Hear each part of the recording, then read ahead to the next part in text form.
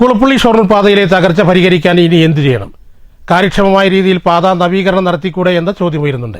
അടുത്തിടെ അറ്റകുറ്റപ്പണികൾ നടത്തിയ പാതയാണ് വീണ്ടും തകർച്ചയുടെ പടുകുഴിയിലായത്. ഏകദേശം 4 കിലോമീറ്ററോളം ദൂരം പാതയിലാണ് ഈ അവസ്ഥ. പാതയിൽ തകർച്ച വന്നപ്പോൾ വാഹനയാത്ര ദുരിതമായി, പിന്നെ പ്രതിഷേധമായി, ഫണ്ട് വയ്ക്കലായി, അതിനു പിന്നാലെ അറ്റകുറ്റപ്പണികളുമായി. എന്നാൽ വീണ്ടും പടുകുഴികളിൽ അകപ്പെട്ടിരിക്കുകയാണ് ഇപ്പോൾ ഈ പാത. ഷൊർണൂർ നഗരപരിധിയിലെ കുളപ്പള്ളി ഷൊർണൂർ പാതയുടെ കാര്യമാണ് പറയുന്നത്.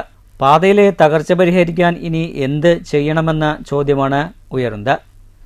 അടുത്തിടെ തകർച്ച പരിഹരിക്കപ്പെട്ട പാതയിലാണ് ഇപ്പോൾ വീണ്ടും പടുകുഴികൾ രൂപപ്പെട്ടു തുടങ്ങിയിരിക്കുന്നത്. പ്രതിഷേധിച്ച് രാഷ്ട്രീയക്കാർ മടുത്തു. PWDക്കാർക്ക് പലതവണ നിവേദനം നൽകിയും ഇക്കൂട്ടർ മടുത്തു. എന്നിരുന്നാലും പാത നന്നാകുമെന്ന് കരുതി. ഇപ്പോഴും പാതയുടെ അവസ്ഥ വളരെ പരിതാപകരമാണ്. നേരത്തെ ഷൊർണൂർ MLA ഇടപെട്ട് ഫണ്ട് വകയിരുത്തിയതിന് പിന്നാലെ PWD അധികൃതർ പാതയിൽ അറ്റകുറ്റപ്പണികൾ നടത്തിയിരുന്നു. 25 ലക്ഷം രൂപ ചിലവഴിച്ച് പാത നവീകരണം നടത്തിയെന്നാണ് വാദം.